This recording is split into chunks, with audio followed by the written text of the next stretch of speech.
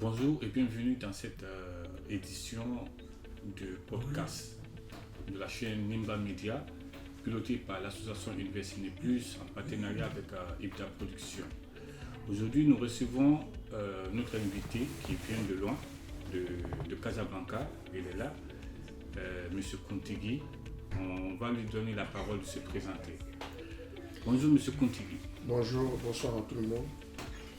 C'est les chrétiens, bonsoir. Les musulmans, salam alaikum. Bienvenue. Merci. Donc pour commencer, nous voudrions savoir, c'est qui Kontigi d'abord pour commencer? Bon, Kontigi de Casablanca. ouais. Précisément, je m'appelle Kamara Ibrahim Bachir. Je suis guinéen, né en Côte d'Ivoire, grandi en Guinée. Le nom Kontigi, on m'a donné ça au Maroc. Et j'étais un opérateur culturel. Et après, le blog est venu dans ça. Qu'est-ce qui vous a inspiré à devenir blogueur et organisateur culturel? Bon, en Guinée, j'étais le premier jeune en Guinée d'organiser la soirée des pros en Guinée. Première édition, deuxième édition, troisième édition, quatrième édition. C'est là où tout a été passé parce qu'il y avait des joueurs professionnels qui étaient en France, des grandes célébrités, des joueurs de l'équipe nationale guinéenne, des joueurs sénégalais que je réunissais beaucoup en Guinée. J'ai fait la première édition, c'était en MLS, en boîte d'Antonio. Deuxième édition, j'ai fait ça au boulevard Selex. Donc, 4 ans après, quand j'ai perdu ma maman, après, j'ai décidé de voyager. Parce que quand tu es un rassembleur, tout est arrivé dans ça en fait. Mais à Conakry, je faisais des vidéos pour apporter mon soutien aux gens des événements. Mais la blog est venue ici au Maroc. Quand peut-être il y a eu un décès, on m'appelle, on me dit ouais, fais une vidéo, une sensibilisation et tout, tu vois. Donc c'est là où tout a été commencé. D'accord. Au Maroc ici, quels sont les projets phares ou les événements que vous avez organisés? Bon, au Maroc ici, quand je suis venu ici, en fin 2016. Hein. Je suis venu ici en fin 2016. Ben, du coup, j'ai commencé à envoyer des artistes. Parce que j'ai vu qu'il y avait une équipe qui était là, qui envoyait des artistes. Ben, ils m'ont contacté de collaborer. Ça a été commencé par Mousto Camara. Donc, ça a commencé avec ça. Mousto, c'était un peu compliqué quand ils ont fait des négociations avec l'artiste. Bon, du coup, ils ont appris que j'étais là. Donc, ils m'ont contacté. De parler à l'artiste, s'il peut accepter et tout ça, c'était en 2017. C'est là où tout a été commencé. J'ai envoyé Mousto Camara, j'ai envoyé Mimi Papaya, Tenen Gawara, Instinct Killer, Grand P. J'ai envoyé plein d'artistes. Plus de dizaines d'artistes ici, juste pour que les Guinéens puissent se donner les mains. Des fois, je peux envoyer un artiste, il commence à Rabat, ou des fois, il commence à Casa ou Marrakech. Donc, c'est là où tout a été commencé, quoi. Maintenant, comment percevez-vous la communauté guinéenne au Maroc et ailleurs? La communauté guinéenne au Maroc ou ailleurs, je ne sais pas. Oui, comment percevez-vous la communauté guinéenne qui sont au Maroc et également ceux qui sont à l'étranger? Bon, pas mal, c'est pas mal. Tu sais, on est tous à l'aventure, tu vois. Nous ne sommes pas chez nos parents. S'il n'y a pas papa, il n'y a pas maman, tu vois. Ton père, c'est toi. Ta mère, c'est toi. Donc, je sens quand même qu'il y a beaucoup de Guinéens qui souffrent ici. Beaucoup, qui souffrent au Maroc. Donc, il y a certaines personnes qui sont venues pour se chercher. Il y a certaines personnes qui sont venues pour voyager. Il y a certaines personnes qui sont venues pour étudier. Chacun a son objectif. Mais, on doit se donner les mains. Oui. C'est le plus important. Parce que même si tu n'es pas avec quelqu'un, mais quand tu te sens guinéen comme toi, je me dis aujourd'hui on est de la même famille. Donc c'est un peu ça. Monsieur Kontigi, est-ce que vous pensez que votre rôle en tant que blogueur est compris et soutenu par la communauté? Bon, tu sais, quand tu es un blogueur aujourd'hui, bon, tu peux ne pas être aimé par tout le monde, tu vois, parce que l'histoire de blog, les gens pensent que c'est des personnes qui n'ont jamais du travail à faire. Ah, les personnes n'ont rien à faire, genre. Il faut être costaud dans la tête, parce que moi j'apprends beaucoup de choses, mais je me dis, si Dieu a décidé aujourd'hui que je gagne ma vie dans ça, c'est mon destin et c'est ma conviction. Donc je suis prêt à accepter tout. Tu peux ne pas m'aimer, ce que je fais. Certaines personnes peuvent m'aimer, donc tu ne peux pas être aimé par tout le monde. Ça c'est obligatoire. Donc surtout nous en Guinée, même si tu fais quoi, tu auras des gens qui vont te critiquer, des gens qui vont te dire quoi. Donc c'est un peu ça. Et quels sont les défis que vous rencontrez souvent dans vos engagements avec la communauté? Quels sont les défis, c'est-à-dire des obstacles ou bien des difficultés que vous rencontrez souvent dans votre... Bon, il y a beaucoup de difficultés ici au Maroc. Hein. Parce que genre, moi, par exemple, tu peux payer le cachet d'un artiste, tu payes son billet, tu l'envoies pour un concert. Derrière les téléphones, ils vont dire, ouais, je vais venir, tu vois. Le jour J, le nombre de personnes que tu comptes, c'est pas le nombre de personnes là qui viennent. C'est pourquoi finalement j'ai arrêté de faire venir des artistes. Parce que moi, je fais venir des artistes au Maroc pour qu'on puisse se donner les mains. Parce que c'est l'union qui fait la force. Comme ce qu'on voit avec les Ivoiriens, quand il y a leur fête, tu vois tout le monde partir. Mais au Maroc ici, tu envoies un artiste, tu ne vois même pas personne. Des fois, ils viennent même, ils n'ont même pas le prix de ticket pour payer. Tandis que toi, tu as dépensé combien sur l'artiste. Et tandis que moi aussi, je fais pour gagner aussi. J'ai ma famille. Ici, mon père n'a pas construit, ma mère n'a pas construit. Donc, je suis obligé de payer mon loyer, mon petit... Donc, je me suis dit, c'est que je mets sur les artistes, je préfère mettre ça sur moi. Donc, c'est pourquoi j'ai arrêté pour le moment. Quelle est votre vision pour l'avenir de la Guinée et des Guinéens? C'est quoi votre vision? Bon, la vision est que, bon, je ne peux pas me prononcer pour ça, je dis c'est le destin. Le destin. Bon, aujourd'hui, ça peut commencer à aller. Parce qu'il y a l'évolution, tant qu'on vit, il y aura l'évolution aussi. On est à le 21e siècle. Peut-être, Inch'Allah, 2027, 2028, il y aura un changement aussi. Mais pour le moment, ça va. Pour le moment. Et qu'est-ce que vous pensez de l'influence des réseaux sociaux contribuer? Il y a beaucoup, mais quand tu es un blogueur, ça veut dire que tu es un influenceur. Un artiste, c'est un influenceur. Un journaliste, c'est un influenceur. L'influence joue beaucoup. Il y a certaines personnes qui peuvent te juger derrière le téléphone et ne te connaissent pas. Mais vrai, ils rentrent dans ta vie. Et les gens confondent une chose. La vie des réseaux sociaux que moi je mène et ma vie privée, ma vie interne n'a rien à voir. C'est quand tu t'approches de moi, tu me côtoies, tu vas savoir que oui, j'ai affaire avec quel genre de personne. Donc c'est ça. D'accord. Selon vous, comment les réseaux sociaux et les événements culturels peuvent contribuer à renforcer le lien entre les Guinéens et l'État marocain?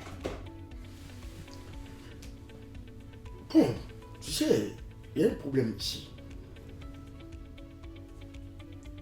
Que tu sois guinéen, que tu sois ivoirien, que tu sois qui. La vie, c'est un combat. Tant que tu ne meurs pas, il faut mener le combat. Là. C'est un défi. Tu n'as pas besoin que... Bon, on est aujourd'hui, moi je vais dire, le Maroc, c'est le meilleur pays maghrébien. Ici, les Blacks, les Africains, on se sent bien ici. On vit ici comme on était chez nous. Ici, quand tu ne provoques pas, on ne te touche pas. Quand tu es en règle, on ne te touche pas. Tu comprends? On voit en Tunisie comment ça se passe, en Algérie comment ça se passe et tout. Chacun, en Égypte, on refoule les gens et tout. Mais Maroc, il n'y a pas ça. Maroc, tu peux vivre bien ici sans problème. Si tu ne crées pas des problèmes, le problème ne va pas te dire, te toucher. Et tu cherches ton argent avec la sincérité et ta dignité. C'est le plus important. Monsieur Kontiri, quel est le message que vous souhaiterez adresser à la communauté guinéenne résidant au Maroc et de la diaspora en général? Bon, mon message à les Guinéens qui vivent au Maroc précisément, c'est où je vis, je parle de ça. Où je ne vis pas, je n'ai pas besoin de parler de ça. Les Guinéens, on doit être unis, on doit se donner les mains. On n'a qu'à lever la haine dans notre cœur. Ce qui est destiné à Kontiri, c'est destiné à moi. Nul ne peut empêcher le soleil de briller. Il ne faut pas être contre parce que tu as vu ton ami, il est comme ça, toi tu n'es pas comme ça. Non. Avant de sortir à l'aventure, chacun a son étoile. Et la bénédiction aussi te suit beaucoup. Des personnes qui sont en Guinée aujourd'hui, tu veux sortir à l'aventure. Il faut chercher la bénédiction de tes parents. Quand tu suis la bénédiction de tes parents aujourd'hui, partout où tu es, c'est la bénédiction qui peut protéger l'homme humain dans la vie. Mais tu ne peux pas te lever aujourd'hui, oui, j'ai vu mon homme, je vais être comme ça. Tu vas te créer des problèmes. C'est pourquoi il y a beaucoup de Guinéens qui sont en prison aujourd'hui. Il y a beaucoup de Guinéens parce que quand tu n'es pas patient, tu rentres dans les trucs que tu ne dois pas faire. Parce que tu as vu ton ami, tu ne sais pas comment il gagne sa vie. Tu ne sais pas son étoile est comment. Toi, tu viens te mettre dans ça. Après, tu vas te créer des problèmes. C'est pourquoi il y a beaucoup de Guinéens qui sont en prison aujourd'hui. Il y a tout ça, c'est la patience. Les Guinéens, on doit être unis, c'est le plus important. Comme on est unis ici, on peut aller loin. Mais si on n'est pas unis, il y aura toujours faut être unis. C'est l'union qui fait la force. Quand vous êtes unis, deux personnes ne peuvent pas vous battre. C'est l'union. Quand il y a l'union, c'est ce qui fait la force. Il faut que les Guinéens soient unis. C'est le plus important. Monsieur Kountigi, comment envisagez-vous motiver et inspirer la communauté guinéenne ou la nouvelle génération guinéenne? Comment je vais faire, je n'ai pas compris. Ouais, comment vous envisagez leur motiver et leur inspirer? Bon, la vie c'est simple, ce que je viens de dire comme ça. Le mannequin dit, côté moi, il y a moyen de dire, tu comprends? La patience et le courage, c'est le plus important. Le destin est plus fort que tout. Il ne faut jamais sauter de l'escalier où tu es. Tu ne peux pas quitter au premier, tu viens à 10e. Non. Oui. Tu peux rester en Guinée. Tu gagnes ta vie. Oui. Partout où tu peux avoir ta vie. Moi, où je suis, Maroc m'a beaucoup donné. Maroc m'a beaucoup appris. Même si tu donnes 1 milliard, il faut aller vivre en Europe, je ne vais pas aller. Parce que partout où tu vis aujourd'hui, tu peux gagner ta vie. Dis-toi Dieu merci. Donc c'est ça. Monsieur Kountigi, on veut vraiment s'intéresser un peu à votre parcours professionnel surtout. Parlez-nous un peu de comment ça s'est passé de votre départ de la Guinée, parce que vous êtes venu avec un projet, vous l'avez dit. Oui. De votre départ de la Guinée jusqu'au Maroc, comment ça s'est passé jusqu'à votre intégration? Voilà, moi en 2014, ma première fois venue au Maroc c'était en 2014. C'est une occasion pour moi de parler de cette histoire. Amara Traoré, ex-entraîneur du Sénégal, qui a été à Dijon, meilleur joueur dans l'histoire de Dijon, et c'est pas, il y a un club en France, la Ligue du Guénois. C'est lui qui était venu à Orient en tant qu'entraîneur sénégalais. J'ai ouvert un France Club pour lui à Conakry. Plus de 900 et quelques personnes, 900 jeunes. France Club Amara Traoré, qui n'a rien à voir avec le Orient. En ce moment, il était le président, l'entraîneur de Orient de Conakry. Bon, le Orient partait en Coupe d'Afrique, en Coupe en Tunisie. Un jour, j'étais couché. Il y a le chef protocole de M. Antonio Sarri qui m'appelle. Ah, Kountigi, tu es où? Je suis à la maison. Il dit, ah, envoie-moi la photo de ton passeport. Je dis, ah, pourquoi? Il dit, non, envoie-moi la photo de ton passeport. Aujourd'hui, on voyage. Il dit, allez où? Il dit, bon, je dois en voyage, on doit partir. On va voyager, je vais parler en Tunisie. Je compte Sfax. Il dit, ah, comment moi je peux être dans ça? Je ne suis pas avec le Orient, je ne suis pas de staff de Orient ni rien. Je ne suis pas supporter de Orient. Tandis que moi, j'étais le manager d'un autre club de première division en Guinée, Étoile de Guinée. Tu comprends? Donc, il dit, non, envoie-moi le passeport. Il dit, mais attends, maman, il est fini. Non, moi, je n'ai pas le temps. Il dit, non, il faut le faire. Donc, du coup, l'entraîneur m'appelle. L'entraîneur Amara Traoré m'avait dit, mais tu es où? Il est à la maison. Il dit, fais vite, envoie ton passeport, va faire ton bien. Viens me trouver à l'hôtel Le Damier. Parce que le restaurant Le Damier, à Conakry, en face de l'hôtel Niger, marché Niger, tous les grands patrons déjeunent là-bas. Antonio Sarri déjeune là-bas tous les jours. À 6h, il est là-bas. Donc, il me dit, non, viens me trouver ici. Je suis avec le président. Moi, je suis venu. Le président me dit, ah, ça va? Vraiment, merci pour tout ce que tu fais pour mon entraîneur. Tu as un France Club pour lui. Donc, tu as l'argent de poche. $500. Antonio Sarri m'a donné 500. Il dit, va t'apprêter vite. Convocation, c'est telle heure. Je dis, mais c'est incroyable. La première des choses, un enfant qui est béni, quand tu gagnes la chance, la première, tu vas appeler qui? Ma maman. Ouais. J'ai appelé ma maman. Il dit, ah, aujourd'hui je voyage. Je viens te voir, tu vas me faire la bénédiction pour moi. Jusqu'à 19h, je n'ai pas reçu mon billet. Je dis, ah. Maman me dit, non, patiente-toi. Tu sais, quelqu'un qui n'a jamais monté dans l'avion, il est excité. Oui. Donc, du coup, 20h, on me dit, viens à l'aéroport. Mais j'ai dit, mais comment je vais aller à l'aéroport? Je n'ai pas mon billet. Je viens à l'aéroport, il y a mon billet d'avion qui est là. On a voyagé. J'ai dit, mais c'est un rêve. On est allé en Tunisie, accompagné le Orient. C'était à 400 km de Sfax.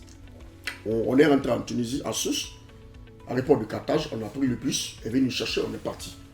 Après ça, on est revenu. J'espère que le roi a été battu là-bas, hein, j'espère.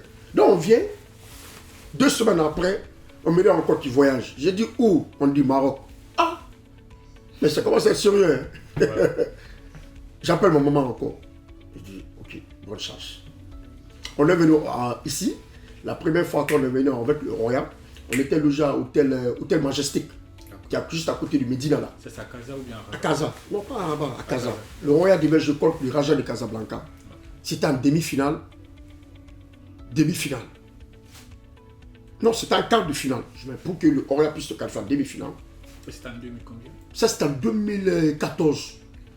Le moment que les gars étaient là-bas, et comment dirais-je, Ibamasso Bangoura, les Ginopai, les Sanko, il y avait beaucoup de joueurs. À ce moment-là, le Oria, c'était vrai Oria. Hein. Ah non, à ce moment-là. Donc on est venu, Oria et Raja a fait 0-0. Obligatoire le tir-but. Tir-but, c'est, je pense, c'est Ben Youssouf qui a fait qualifier le Oria. Oria a gagné. Mais quand on voyageait, ce qu'on donnait aux joueurs, avec la délégation, c'est ce qu'on nous donnait aussi. Quand tu viens, on vous donne 300, 400 $ à ce moment-là. Ça, c'est beaucoup en Guinée. Ouais. Donc moi, en venant, je partais. À l'époque. Voilà. Donc, je paie des trucs pour ça, rentrer au pays, envoyer à la maman pour que la maman vende. Tu comprends? Toi-même, tu sais comment ça se passe avec la famille. Surtout quand tu commences à voyager, la famille compte beaucoup sur toi. Oui. Donc, on est rentré, le roi a gagné. On dit encore, on doit aller en Égypte. Que je suis dans la liste. Je dis, ah!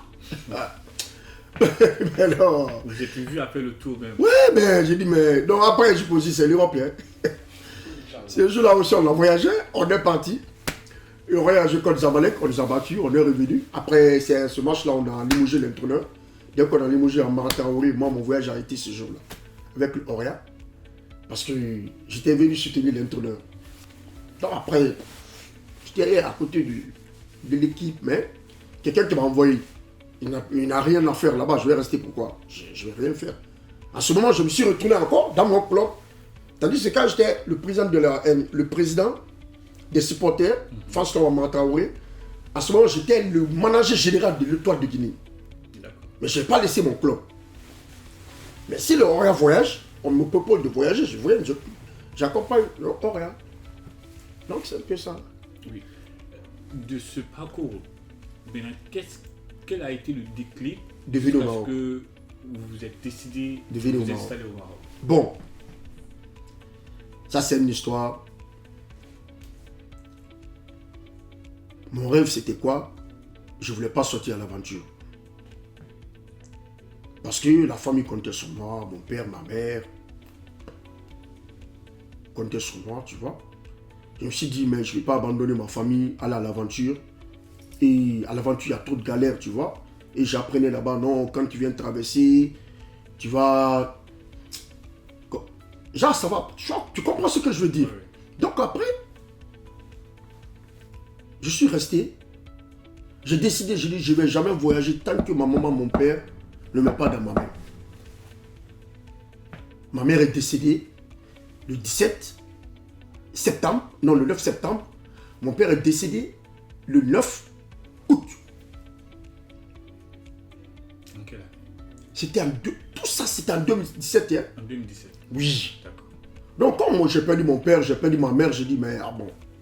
En fait, je vais sortir me chercher. Bon, parce que ma jeune soeur s'est mariée, mon frère aussi, il a voyagé, ma grande soeur aussi. J'ai dit, mais comme ma soeur est là, je ne peux pas rester à côté de ma soeur ici. Bon, j'ai décidé de voyager. J'ai dit, je vois en ce moment, le visa, ce n'est pas facile. J'avais les moyens, il y avait des relations pour avoir le visa. Mais toi-même, tu connais chez nous, c'est comment pour avoir le visa à ce moment-là, c'était dur. Tu ne peux pas trouver quelqu'un qui va te donner 5 000 euros, 10 000 euros, 7 000 euros chez nous, c'est dur. Je dis, bon, petit jeton que j'ai là, donc j'ai rien à faire. J'ai plus l'espoir de venir en train de vivre en Guinée. J'étais là pour mes parents. Quand le destin est là aujourd'hui, Dieu a répondu à mon appel, mes parents sont décédés dans ma main. Je les ai enterrés tous. Avec fierté. Avec fierté. Parce que quand ma mère est décédée, normalement, une femme qui meurt dans le mariage, oui. Tu dois être, comment dirais-je, tu dois être enterré chez ton mari. Mon père m'a dit, bon, à toute la famille, je dédie la tombe de ma femme à mon fils. Moi. Il dit parce que c'est lui qui a soutenu sa maman. Moi étant malade, il nous a tous soutenus. Je ne vais pas aller assister à l'enterrement de ma femme. Mon fils n'a qu'à aller assister. Que Dieu donne la chance là à tout le monde. Amen. Que tes parents meurent dans tes bras. C'est une grande bénédiction qui peut te protéger partout dans le monde entier. Bon, ça s'est passé comme ça. Après 4 jours, 5 jours après, j'avais une voiture à la maison. Il n'y avait pas tout complet l'argent. J'avais une voiture à ma maison, j'avais une voiture Mazda. J'ai vendu la voiture, j'ai vendu tous mes meubles. Je suis sorti à l'aventure, je suis venu au Maroc. C'était pour voyager. C'était pour voyager. Et je suis fier de dire ça partout. J'étais venu pour voyager. Mais le destin n'a pas voulu. Dieu a décidé que je vais rester ici. Parce que vous avez des choses à réaliser. J'avais des choses à réaliser. Oui. J'ai essayé une fois, deux fois, trois fois. Si c'est l'argent, il y avait l'argent. Mais le problème, Dieu ne m'a pas donné la chance. Et Dieu a décidé, c'était écrit sur moi, de faire ces moments-là au Maroc. Monsieur Conti de Casa, aujourd'hui, on vous cite parmi les modèles des rares, des jeunes subsahariens résidant au Maroc comme des modèles d'intégration, des personnes qui ont réussi quand même à s'intégrer, à vivre de leurs efforts et à inspirer beaucoup de personnes autour d'eux. Partagez-nous un peu votre domaine, votre expérience. Bon, ce que les gens n'ont pas compris, moi je suis venu dans le blog, je suis connu. Parmi ma génération en Guinée, il n'y avait pas quelqu'un qui a plus de relations plus que moi. Il n'y a pas un blogueur en Guinée qui a plus de relations plus que moi. Je suis prêt à dire ça devant tout le monde. Moi, je suis venu au Maroc, je suis connu. Je faisais partie de l'un des jeunes les plus influents du pays.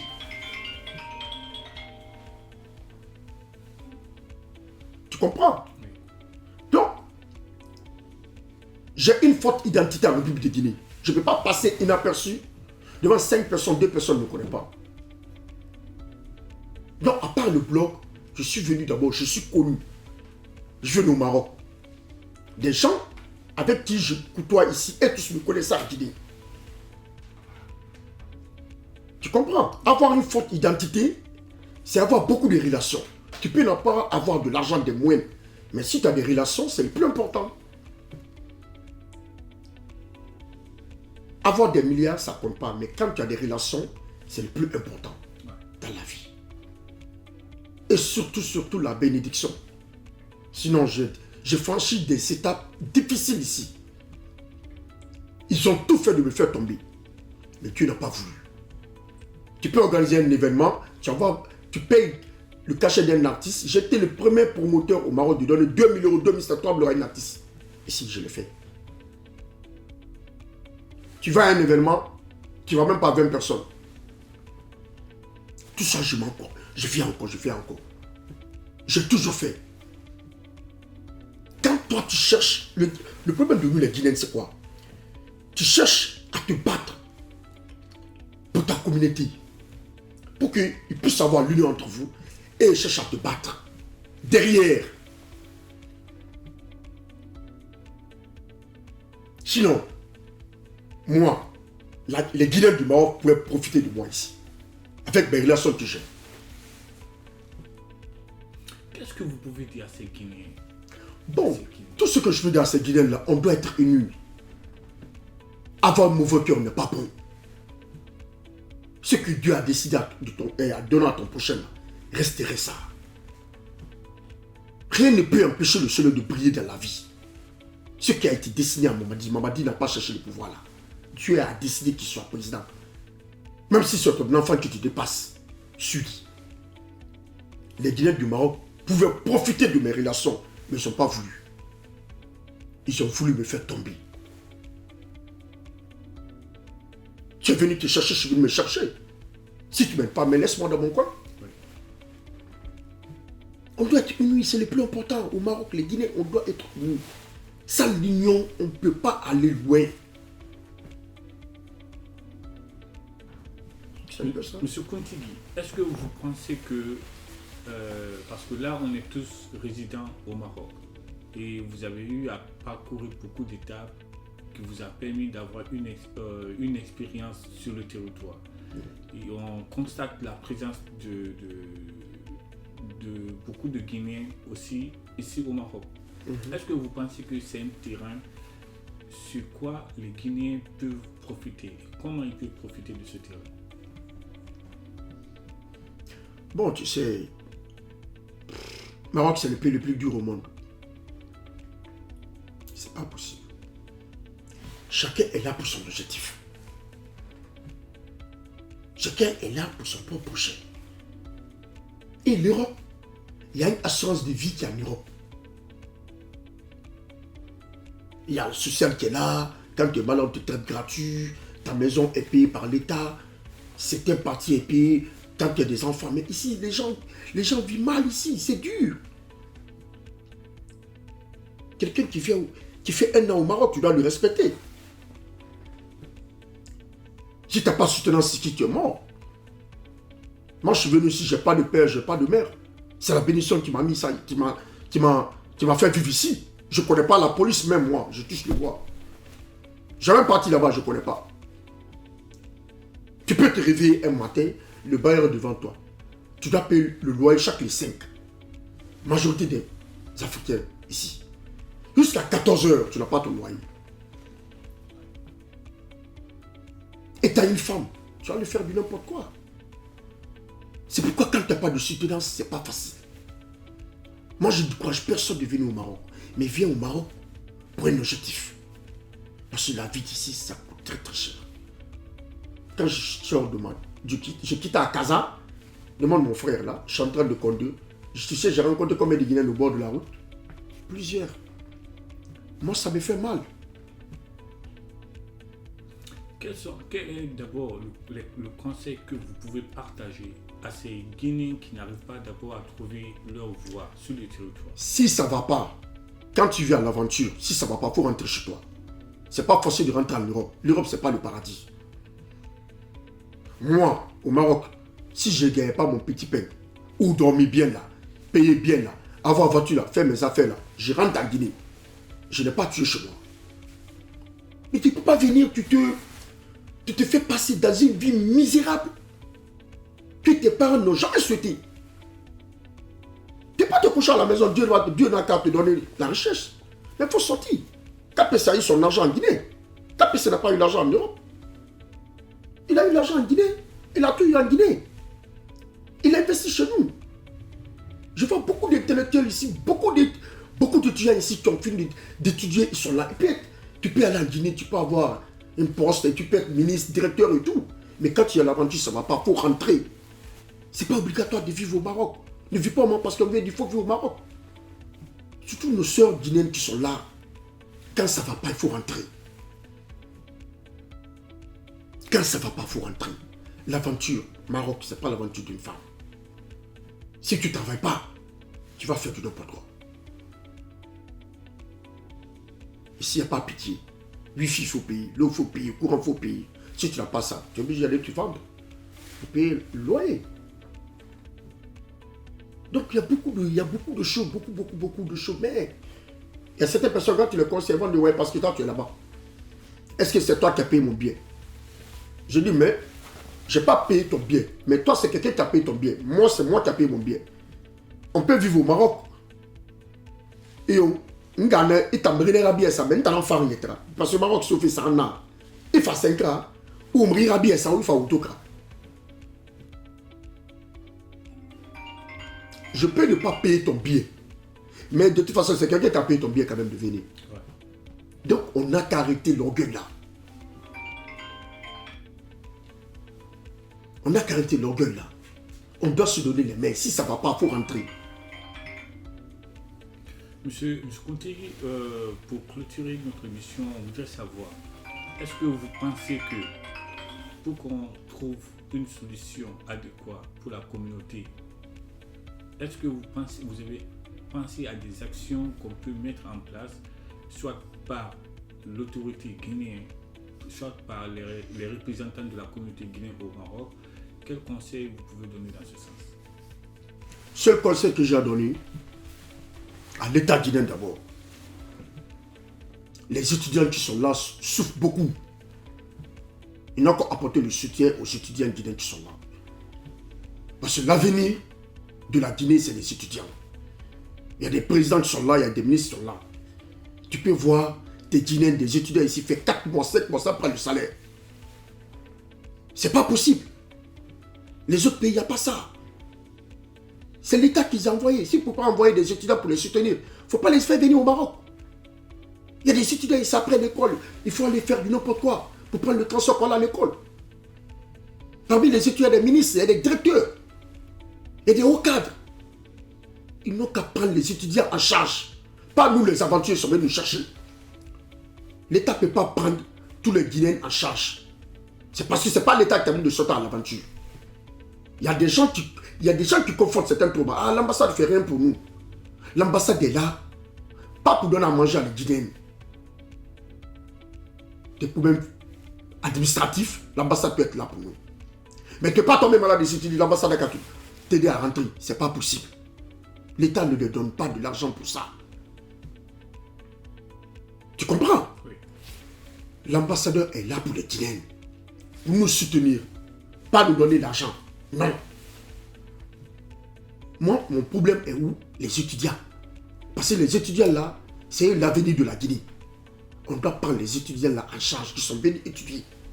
Parce qu'il y a beaucoup d'étudiants aujourd'hui qui sont venus droguer, qui sont n'importe quoi dans les boîtes de nuit. Il le fait comment? Il le fait malgré. Parce qu'ils ne sont pas soutenus. Quand tu prends l'enfant d'un pauvre en Guinée là-bas aujourd'hui, premier de la République, il l'envoie au Maroc. Et on sait en Guinée, nous les fils des pauvres, on fait comment? On mange à 18 heures. Des fois même, il n'y a pas de nourriture.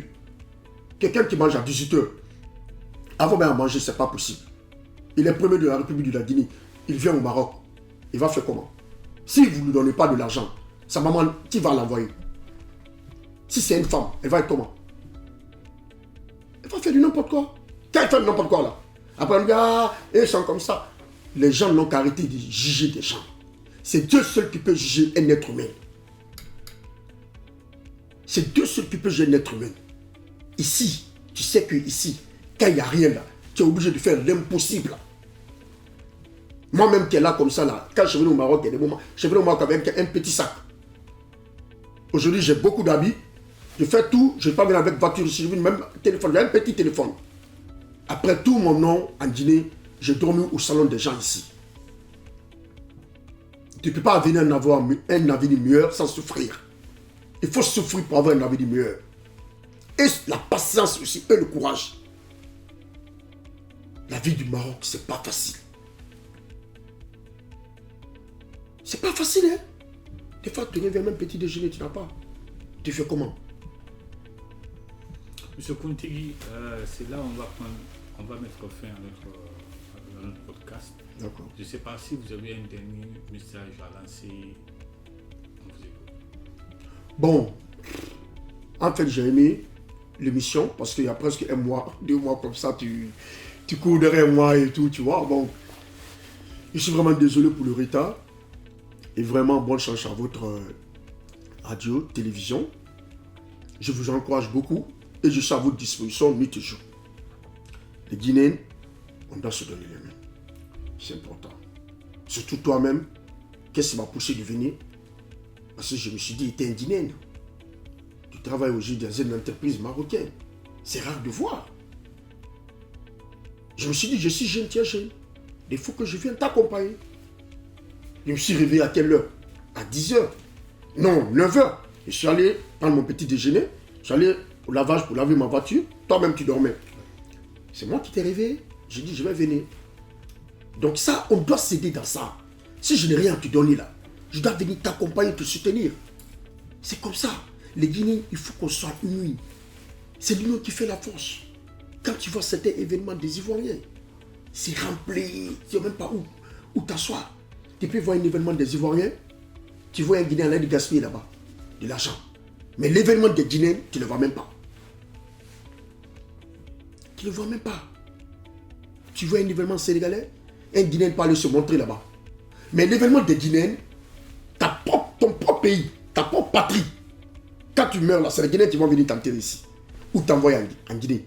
Tu ne viens pas assister à l'événement de ton propre pays. C'est ridicule. C'est le pire sorcellerie que j'ai vu au Maroc. On doit être unis. On doit se donner les mains. C'est le plus important. Si on ne se donne pas les mains, on risque de perdre tout. Nous tous, on va se retrouver un jour. Et,